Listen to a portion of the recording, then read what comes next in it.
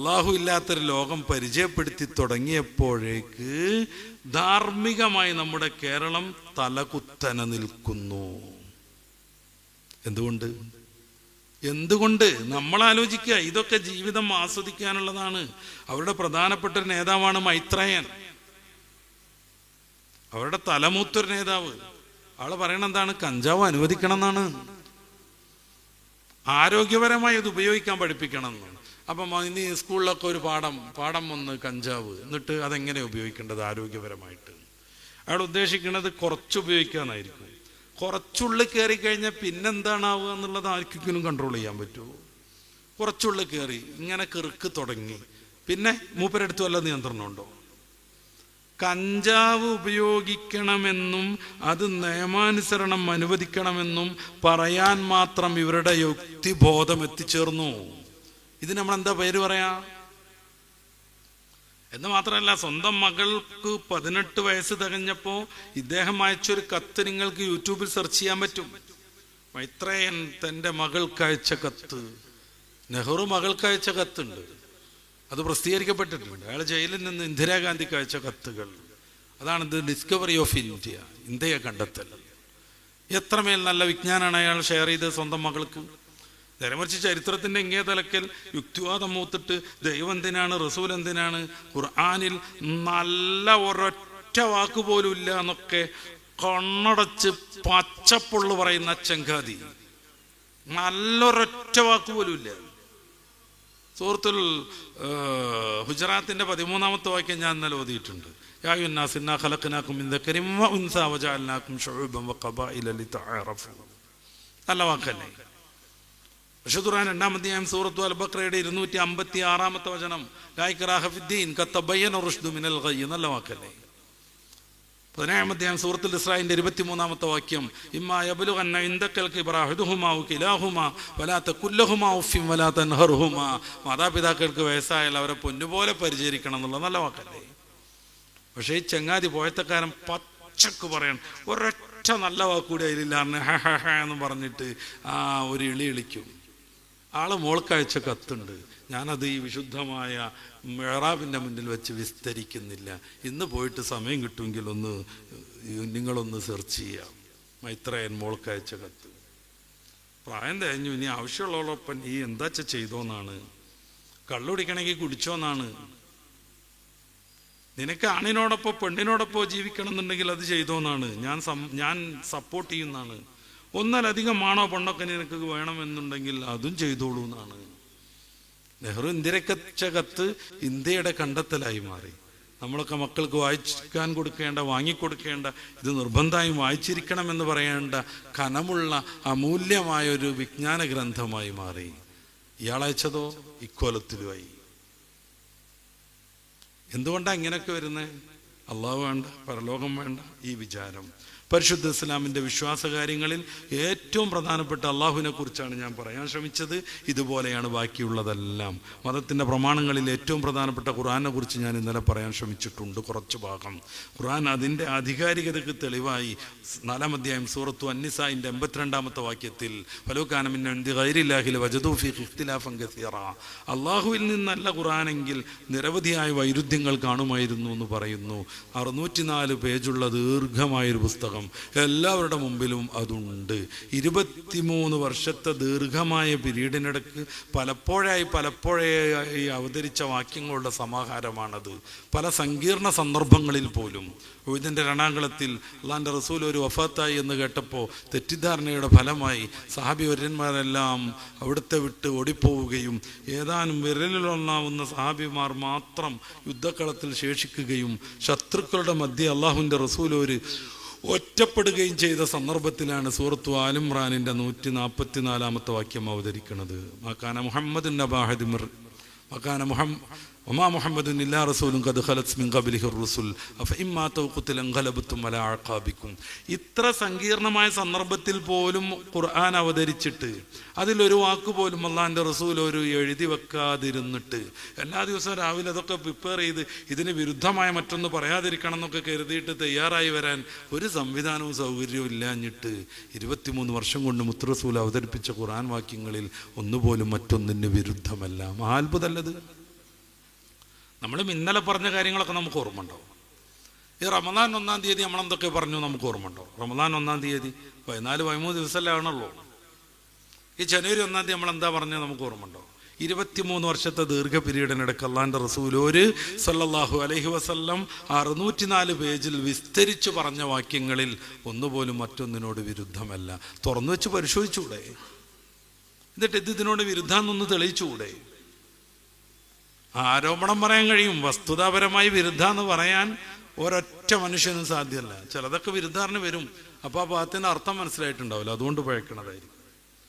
ഖുർആന്റെ ആധികാരിക തെളിവായി 2-ാം അധ്യായത്തിന്റെ അൽ-ബഖറയുടെ 23-ാമത്തെ വാക്യത്തിൽ അള്ളാന്റെ റസൂൽ സല്ലല്ലാഹു അലൈഹി വസല്ലം തങ്ങളോട് ഉറക്കെ പറയാൻ അള്ളാഹു ഏൽപ്പിക്കുന്ന ഒരു കാര്യമുണ്ട്.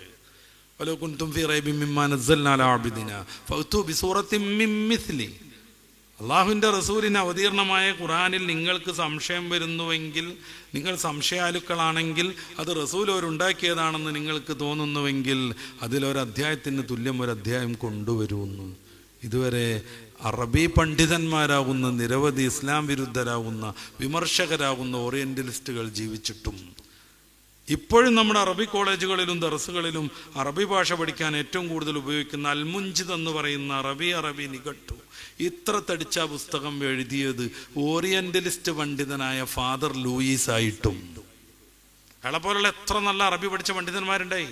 ആരെങ്കിലും ഖുർആനിലെ അൽ-ബഖറ പോലെയുള്ള 3 ജുസ്ഓളം നീണ്ടു നിൽക്കുന്ന അധ്യായം വേണ്ട, ഒരൊറ്റ വരിയിൽ തീരുന്ന 3 വാക്യം മാത്രമുള്ള സൂറത്തുൽ കൗസറിന് പകരം ഒന്ന് കൊണ്ടുവരായിരുന്നത് എന്തുകൊണ്ടാണ്? കൊറോണക്കാലത്ത് സൂറത്ത് കോവിഡ് എന്നും പറഞ്ഞിട്ട് ജീലി എന്ന് പറയുന്ന അൾജീരിയക്കാരനാകുന്ന ഒരു തലതിരിഞ്ഞ വ്യക്തിവാദി ഒരു സൂറത്ത് കൊണ്ടുവന്നിരുന്നു. അതിനെ പുരസ്കരിച്ച് നമ്മുടെ നാട്ടിലൊരുത്തൻ ഇതേ വെല്ലുവിളി സ്വീകരിച്ചു എന്നും പറഞ്ഞ് പ്രസംഗം നടത്തിയിരുന്നു. പിന്നെ മൂപ്പരെ കാണാനില്ല, മൂപ്പരുടെ യൂട്യൂബിൽ ആ പ്രസംഗം കാണാനില്ല. അതിന് ഇസ്ലാമിക ലോകത്ത് നിന്നും മറുപടി വന്നതോടുകൂടെ, മറുപടിയുടെ മാലപ്പടക്കം പടപടാ വന്നതോടുകൂടെ പിന്നെ മൂപ്പരുമില്ല, മൂപ്പരുടെ ആ സൂറത്തുമില്ല. ഒന്ന് ഖുർആനിന്റെ സാഹിത്യ ചോരണമാണത്. അൽ കോവിദ് വൽ ഫൈറൂസിൽ മുബീദ് ബൽ അജബു അൻ ജാഅഹും മിനസ്സീനിൽ ബഈദ് വഖാലൽ കാഫിറൂന ഹാദാ മർളുൻ അതീദ് കല്ലാ ബൽ ഹുവൽ മൗത്തുൽ അകീദ്. ഇതൊക്കെയാണ് ആ സാധനം. ഒന്ന് സാഹിത്യ ചോരണം. ഖുർആനിന്റെ ലോകത്തിന് ഖുർആൻ സമർപ്പിച്ച പ്രത്യേകമായൊരു സാഹിത്യ രീതിയുണ്ട്, അതിൻ്റെ കോപ്പിയടി. നമ്മുടെ മലയാളത്തിലൊക്കെ പാട്ടുകൾ ഉണ്ടാവില്ലേ, നമ്മൾ രീതി കാഫുമാല കണ്ട പൂങ്കാറ്റ് എന്നൊക്കെ പറയില്ലേ, അതുപോലെ ഖുർആന്റെ രീതി കട്ടെടുത്തിട്ടുള്ള അവതരണം. അതോടുകൂടി അതിൻ്റെ കഥ കഴിഞ്ഞു. ഒന്ന്. രണ്ടാമതായി വൽ കോവിഡ്, അതൊന്ന് അർത്ഥം വെച്ച് നോക്കുങ്ങൾ. കോവിഡാണേ സത്യം. വൽ ഫൈറൂസിൽ മുബീദ്, നാശകാരിയാകുന്ന വൈറസാണേ സത്യം. വൽ അജ്ബു അൻ ജാഅഹും മിനസ്സീനിൽ ബഈദ്, ദൂരത്തുള്ള ചൈനയിൽ നിന്ന് ഇത് വന്നതിൽ അവരൊക്കെ അത്ഭുതപ്പെടുന്നു. ഈ ആയത്ത് ചൈനക്കാരെങ്ങനെ ഓതുക? ദൂരല്ലല്ലോ അവരുടെ ചൈന, ഓരോ നാടല്ലേ. ഇന്ത്യക്കാരെങ്ങനെ ഓതുക? നമ്മുടെ അയൽവാസിയല്ലേ ചൈന. വഖാലൽ കാഫിറൂൻ, ആരാ കാഫിർ? യുക്തിവാദി അനുസരിച്ച്, യുക്തിവാദിയുടെ ആദർശം അനുസരിച്ച് കാഫിർ ആരാ? അതൊന്ന് നിർവചിക്കണ്ടേ. ആദാ മറന്നുൻ അതീദ്, ഇതൊരു വമ്പിച്ച രോഗമാണെന്ന് കാഫിരീങ്ങൾ പറഞ്ഞു. കല്ല, അവര് പറഞ്ഞത് ശരിയല്ല. പിന്നെ ബൽ ഹുവൽ മൗത്തുൽ അകീദ്, അത് ഉറപ്പിച്ച മരണമാണ്. കൊറോണന്റെ തുടക്കത്തിലൊക്കെ ചാനലിലൊക്കെ ഇങ്ങനെ അയാൾ അവിടെ വന്നു, അയാൾ കോഴിക്കോട് ഇറങ്ങി, എന്നിട്ട് മൂത്രയിക്കാൻ പോയി, അവിടെ ആരോടൊക്കെയെന്ന് അറിയില്ല എന്നൊക്കെ പറഞ്ഞിങ്ങനെ ഭയങ്കര തൊട്ടോ ചത്തു എന്നുള്ള രീതിയിൽ ഭയങ്കര പ്രചാരണം നടക്കുമ്പോഴാണ് മൂപ്പരാളി സുഹൃത്ത് ഉണ്ടാക്കുന്നത്. അപ്പോഴാണ് പറഞ്ഞത് കൊറോണ പിടിച്ച ഉറപ്പിച്ച മരണം എന്ന്. പിന്നീട് എന്ത് സംഭവിച്ചു? കൊറോണ ബാധിച്ചവരിൽ 1% പോലും മരിച്ചില്ല. മരിച്ചവർ തന്നെയും ന്യൂമോണിയ കൊണ്ടാണോ കൊറോണ കൊണ്ടാണോ എന്ന് ഇപ്പോൾ പോലും തീരുമാനമായിട്ടില്ല. ഈ അടുത്തം കണ്ടായോന്നറിയില്ല, ഏകദേശം മുന്നൊന്നും ആയിട്ടില്ല. പക്ഷെ ജീലിക്ക് എന്തേ പറയാൻ പറ്റിയേ? അൽ മൗത്തുൽ അക്കീദ്, അത് ഉറപ്പിച്ച മരണാണെന്ന്. ഇതെന്തുകൊണ്ടാണ്? ജീലുണ്ടാക്കിയത് കൊണ്ടാണ്. അവസാന സദക്കൽ ജീലിയുല്ലാതെ എന്ന് പറയുന്നുണ്ട്. ഓൻ വലിയ സത്യ പറഞ്ഞത്, ഇജാതി പോയത്തം മൊത്തം എഴുതി കൂട്ടിയിട്ട് വലിയ സത്യ പറഞ്ഞത് മൂപ്പരാൾ അതിൻ്റെ അവസാനം പറയുന്നു. ഇതെന്തുകൊണ്ടാണ് സംഭവിക്കുന്നത്? പരിശുദ്ധ ഖുർആനിലെ 3 സൂക്തം മാത്രമുള്ള ഇന്നാഴ്ത്തേനാക്കൽ കൗസർ ഇറങ്ങിയ സമയത്ത് വലിയ സാഹിത്യകാരന്മാരൊക്കെ ഒരുമിച്ച് കൂടിയിട്ട് അതിനൊരു മറുകുറി ഉണ്ടാക്കാൻ ശ്രമിച്ചല്ലോ. അവസാനം 1 വർഷത്തെ ഗ്യാപ്പാണ് അവരതിന് ചോദിക്കുന്നത്. ആ 6 മാസം കഴിഞ്ഞപ്പോഴാണ് യാദൃച്ഛികമായി സൂറത്തുർ റഹ്മാൻ അവർ പരിചയപ്പെടുന്നത്.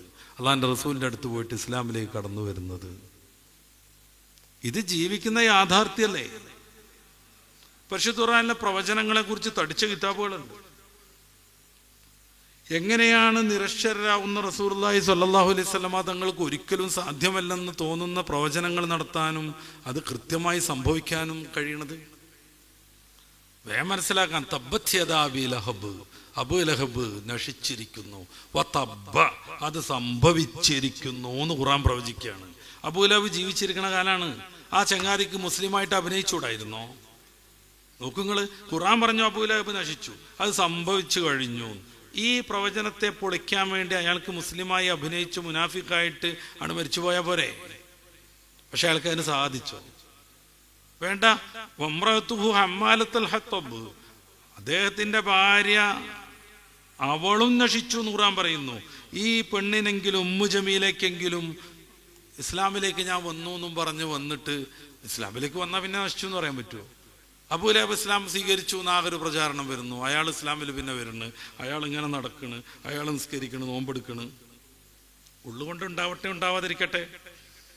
ഈ പ്രവചനത്തെ, ഖുർആനിനെ കണ്ണിലെണ്ണയിട്ട് എന്തെങ്കിലും ഒരു വിമർശനം നടത്തി തോൽപ്പിക്കാൻ പറ്റുമെന്ന് എല്ലാ സാഹിത്യ വല്ലഭന്മാരും കഠിനാധ്വാനം ചെയ്യുന്ന ആ കാലഘട്ടത്തിൽ എന്തേ അബൂ ലഹബിനോ അബൂ ജഹലിനോ ഉത്തുബയ്ക്കോ ഷൈബക്കോ അന്നുള്ള രാക്ഷസന്മാരാകുന്ന ബുദ്ധി വൈഭവമുള്ള ആളുകൾക്ക് ആർക്കെങ്കിലും ഒന്ന് തോന്നി അബൂ ലഹബിനെ പറ്റി ഇങ്ങനെ പ്രവചനം നടത്തി ആള് നശിച്ചിരിക്കുന്നു എന്ന്? നമുക്ക് മൂപ്പരൊന്ന് കുളിപ്പിച്ചൊരുക്കി ഇസ്ലാമാക്കാം. ശരിക്കും ഇസ്ലാമാവൊന്നും വേണ്ട. പക്ഷെ ഇസ്ലാമിൻ്റെ ഖുർആനിൻ്റെ ആ പ്രവചനം അതോടെ തെറ്റുമായിരുന്നു. പക്ഷെ അബൂ ജഹലിൻ്റെ ജീവിതം പിന്നെയും കുറേ കാലം ഉണ്ടായിട്ട് സാധിച്ചോ? അതിന് സാധ്യമായില്ല. അയാൾ എങ്ങനെ മരിച്ചു? വയറ് വീർത്ത് പൊട്ടി മരിച്ചു. ദുർഗന്ധം കൊണ്ട് പരിസരത്തേക്ക് പോകാൻ പറ്റിയില്ല. മൂക്കിൻ്റെ പാലം പൊട്ടണ ദുർഗന്ധം വന്നു. എങ്ങനെയും ഇതൊന്ന് കുഴി മൂടണ്ടേ? അവർ ദൂരെ കുഴി കുഴിച്ചു. ദൂരെ, അടുത്തേക്ക് പോകാൻ വയ്യ, മൂക്കിൻ്റെ പാലം പൊട്ടും. പിന്നെ വലിയ കോലെടുത്ത് കെട്ടി കെട്ടി കെട്ടി വലിയ കോലുണ്ടാക്കി. അതുകൊണ്ട് തോണ്ടി തോണ്ടി തോണ്ടി ആ സാധനം കുഴിയിലേക്ക് തട്ടിയിട്ടു. ഇനി കുഴി മൂടലെങ്ങനെ? കൈക്കോട്ടേറ്റ് അടുത്തെല്ലാം പറ്റുമോ? അല്ലാ, തലച്ചോറ് കലങ്ങിപ്പോവും. അജാതി ദുർഗന്ധം. അവര് ദൂരന്ന് കല്ലെറിഞ്ഞു. ദൂരന്ന് കല്ലെറിഞ്ഞ് എറിഞ്ഞെറിഞ്ഞെറിഞ്ഞ് അവരാ കുഴി മൂടി. ഓ, എങ്ങനെ നശിച്ചു അയാൾ!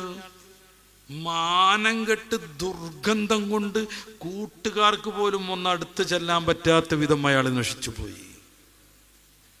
ഈ പ്രവചനം പൊളിക്കാൻ എത്ര സുഖമുണ്ടായിരുന്നു! അബൂ ലഹബിന് മുസ്ലിമായി അഭിനയിച്ചാൽ മാത്രം മതിയായിരുന്നു.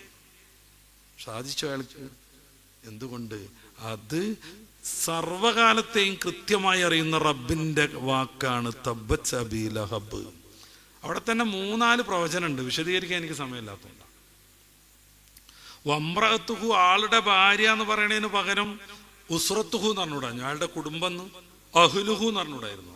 കാരണം അയാളുടെ 2 മക്കളായിരുന്നു മുത്ത് റസൂൽ സല്ലല്ലാഹു അലൈഹി വസല്ലമ തങ്ങളുടെ പ്രിയപ്പെട്ട 2 മക്കളെ കല്യാണം കഴിച്ചത്. ഈ ആയത്തിറങ്ങിയോടുകൂടെ അവർ വന്ന് റസൂലിന്റെ മുമ്പിലേക്ക് ഭാര്യമാരെ തള്ളി.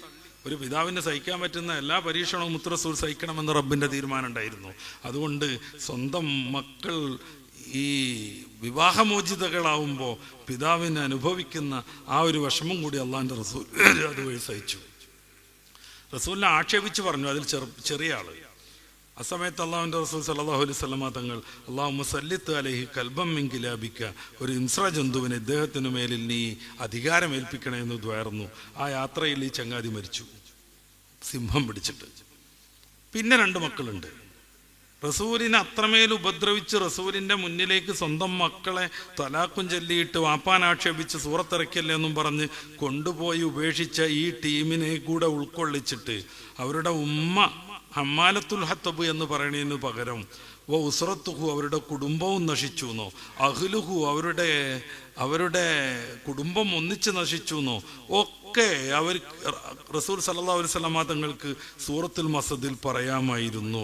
പക്ഷെ പറഞ്ഞതെങ്ങനെയാണ്? തെരഞ്ഞു പിടിച്ചിട്ട് അബൂ ലഹബ് മരിച്ചു, അയാളുടെ ഭാര്യയാകുന്ന ഹമ്മാലത്തുൽ ഹത്തബാകുന്ന ആ പെണ്ണും നശിച്ചു എന്നാണ്. എന്തുകൊണ്ട് മക്കളെ കുറിച്ച് പറഞ്ഞില്ല? എത്ര സുഖമായിരുന്നു അങ്ങനെ പറഞ്ഞിട്ടുണ്ടേ. പ്രത്യേകിച്ച് പെണ്ണ് ചെയ്തതിനേക്കാളൊക്കെ ദ്രോഹം സ്വന്തം മക്കൾ അള്ളാന്റെ റസൂലിന്റെ മുന്നിൽ കൊണ്ടുപോയി തള്ളിടുക എന്ന് മാത്രമല്ല, ആക്ഷേപിച്ച് പറഞ്ഞു പോകുന്ന ഈ ടീമിന് കൂടെ കൂട്ടിയിട്ട് അയാളുടെ കുടുംബവും നശിച്ചു എന്ന് എന്തുകൊണ്ട് റസൂലുള്ളാഹി സ്വല്ലല്ലാഹു അലൈഹി വസല്ലമ തങ്ങളുടെ തിരുവചനത്തിലൂടെ പരിശുദ്ധ ഖുർആൻ അവതരിച്ചില്ല? നമുക്ക് കൗതുകം തോന്നും. ഇത് നുബുവത്തിന്റെ ഏകദേശം ഫസ്റ്റിലാണ്. ഈ സംഭവം നടക്കുന്ന നുബുവത്തിന്റെ ഫസ്റ്റിലാണ്. എന്നുവെച്ചാൽ റസൂലുള്ളാഹി ആദ്യമായി സഫാ കുന്നിൽ കയറിയിട്ട് തൗഹീദിന്റെ പ്രവചനം നടത്തിയപ്പോഴാണ് അലിഹാദ ജമാഅത്തന തബ്ബല്ലക്ക എന്നൊക്കെ അബൂലഹബ് പറയണത്. കുരുത്തം കെട്ടവനെ ഇതിനാ ഞങ്ങളിവിടെ വിളിച്ചു വരുത്തിയത്. അസമയത്താണ് തബ്ബത്ത് യദാ അബീ ലഹബ്, അബൂലഹബ കുരുത്തം കെട്ടവൻ എന്നുള്ള ആയത്ത് ഇറങ്ങുന്നത്. പിന്നീട് അങ്ങകലെ മക്കം ഫത്ഹിന്റെ അന്ന് അപ്പോഴേക്ക് എത്ര വർഷമായി എന്നറിയോ? ഏകദേശം 10, 21, 22 വർഷമായി. ഈ 2 മക്കൾ ഇസ്ലാമിലേക്ക് കടന്നു വന്നു. നമ്മളൊന്ന് ആലോചിച്ച് നോക്കുക. റസൂലുള്ളാഹി സ്വല്ലല്ലാഹു അലൈഹി വസല്ലമ തങ്ങൾ അന്നെങ്ങാനും വ ഉസ്റത്തുഹു, അബൂലഹബിന്റെ കുടുംബം, വ അഹ്ലുഹു വ ആലുഹു എന്ന് ഇവരെ കൂടെ ഉൾക്കൊള്ളിച്ച് പറഞ്ഞിരുന്നുവെങ്കിൽ ഈ മക്കൾ ഇസ്ലാമിലേക്ക് കടന്നു വരുമ്പോൾ ആ ആയത്ത് വെറുതെ പ്രവചനം തെറ്റിയിട്ട് നമുക്ക് ഓതാനോ പരസ്യമാക്കാനോ പറ്റാത്തൊരവസ്ഥ വരുമായിരുന്നു. പക്ഷെ ആയത്തിറക്കിയത് റബ്ബാണ്, എല്ലാം അറിയുന്ന തമ്പുരാനാണ്. മഹാദാ ഖൗലുൽ ബഷർ, അതൊരിക്കലും മനുഷ്യവചനമേ അല്ല. അതുകൊണ്ട് അമ്മാനത്തുൽ അതബ് എന്ന് മാത്രം പറഞ്ഞു, അബൂലഹബിന്റെ കുടുംബത്തെ തീരെ പരാമർശിച്ചില്ല. പരിശുദ്ധ ഖുർആൻ അനന്തമായ വിജ്ഞാനത്തിന്റെ ഒരു അക്ഷരസാഗരമാണ്. ഹദീസുകൾ അതുപോലുള്ള മറ്റൊരു വലിയ സംഭവമാണ്. ഇസ്ലാമിൻ്റെ വിശ്വാസം നോക്കിയാലും, ഇസ്ലാമിൻ്റെ ആചാരാനുഷ്ഠാനങ്ങൾ നോക്കിയാലും, ഇസ്ലാമിൻ്റെ പ്രമാണങ്ങൾ നോക്കിയാലും എല്ലാം 100% പെർഫെക്റ്റാണ്. അതുകൊണ്ട് ഇസ്ലാം അഭിമാനമാണ്. അതുകൊണ്ട് ഇസ്ലാം മാത്രം ആഖിറത്തിൽ വിജയിക്കാൻ സ്വീകരിക്കാൻ പറ്റുന്ന ദർശനമാണ്. ഇത് വർഗീയതൊന്നുമല്ല. വർഗീയത എന്നൊക്കെ പറഞ്ഞിട്ടുണ്ടെങ്കിൽ നമ്മുടെ ആദർശം ശരിയാണെന്ന് പറയാലല്ല, മറിച്ച് മറ്റുള്ളവരെ സമ്മതിക്കൂല ഞങ്ങൾ എന്ന് പറയലാണ്, അതിനുവേണ്ടി പ്രവർത്തിക്കലാണ്. ഇസ്ലാം അഭിമാനമാണെന്ന് ഉറക്കെ നമ്മൾ പറഞ്ഞുകൊണ്ടിരിക്കണം. അതുകൊണ്ട് സൂറത്ത് ഫുസ്സിലത്തിന്റെ 30-ാമത്തെ വാക്യത്തിൽ ഇന്നല്ലദീന ഖാലു റബ്ബുന അല്ലാഹ്, ഞങ്ങളുടെ റബ്ബ് അല്ലാഹു ആണെന്ന് ഉറക്കെ പറയുന്നവർ, സുമ്മസ്തഖാമു, പിന്നെ ആദർശത്തിൽ ഏത് പ്രലോഭനവും പ്രകോപനവും നേരിട്ടാലും ഉറച്ചു നിൽക്കുന്നവർ, തനസ്സലു അലൈഹിമുൽ മലായിക, അവർക്ക് മലാക്കമാർ അവതരിച്ചു കൊണ്ടിരിക്കും. അലാ തഖാഫു വലാ തഹസനു, ടെൻഷൻ അടിക്കരുത്, ഭയപ്പെടരുത്.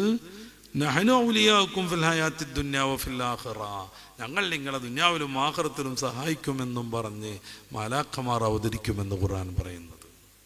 ഈ ഒരു ആദർശധാരയിൽ 100% വിശ്വാസപൂർവം ചേർന്ന് നിൽക്കാൻ, ദീനിനെ കുറിച്ച് പിന്നെയും പിന്നെയും പഠിക്കാൻ, വാട്സാപ്പിലും ഫേസ്ബുക്കിലൊക്കെ തോണ്ടിക്കളിക്കുന്ന സമയം ആധികാരികമായ സ്രോതസ്സിൽ നിന്ന് ദീനിനെ മനസ്സിലാക്കാൻ പ്രിയപ്പെട്ട വിശ്വാസികൾ ഒന്നുകൂടെ ജാഗരൂകരാവണമെന്ന് ഓർമ്മപ്പെടുത്തി ഇൻഷാ അല്ലാഹ് അവസാനിപ്പിക്കുകയാണ്.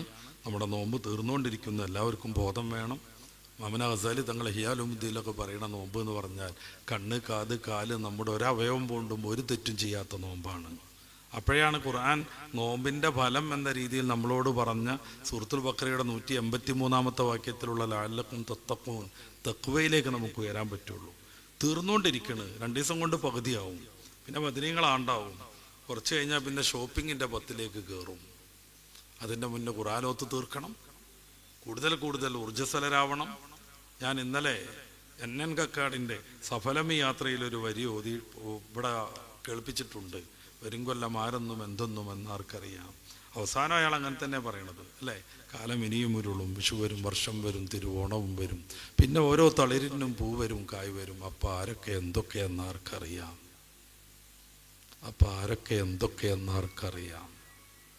അടുത്ത കൊല്ലം റമളാൻ വരുമ്പോൾ ആരൊക്കെ എന്തൊക്കെയെന്നാർക്കറിയാം. ലോകം എന്തെന്ന് ആർക്കറിയാം.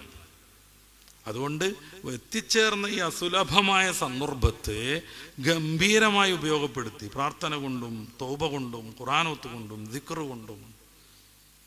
രാത്രിയൊക്കെ എന്നൊക്കെ പറഞ്ഞാൽ വെറുതെ അങ്ങോട്ടും ഇങ്ങോട്ടും നടന്നിട്ട് സമയം കളയാനുള്ളതല്ല. റമദാന്റെ രാത്രിയെക്കുറിച്ച് ലയാലിഹ അൻവറു മിനൽ അയ്യാം എന്നാണ് പണ്ഡിതന്മാർ പഠിപ്പിക്കുന്നത്. രാത്രിക്കാണ് പകലിനേക്കാൾ പ്രഭയുള്ളത് എന്നാണ്. അങ്ങനെ അനുനിമിഷം ഉപയോഗപ്പെടുത്തി റമദാൻ കൊണ്ട് വിജയിക്കാൻ അല്ലാഹു നമ്മയൊക്കെ അനുഗ്രഹിക്കുമാറാവട്ടെ. ഈ ഒരു അർത്ഥത്തിൽ ഈ ഒരു റമദാനിൻ്റെ ഫലമായി മറ്റെല്ലാ നോമ്പുകളും അല്ലാഹു നമ്മിൽ നിന്ന് കബൂലാക്കുമാറാവട്ടെ.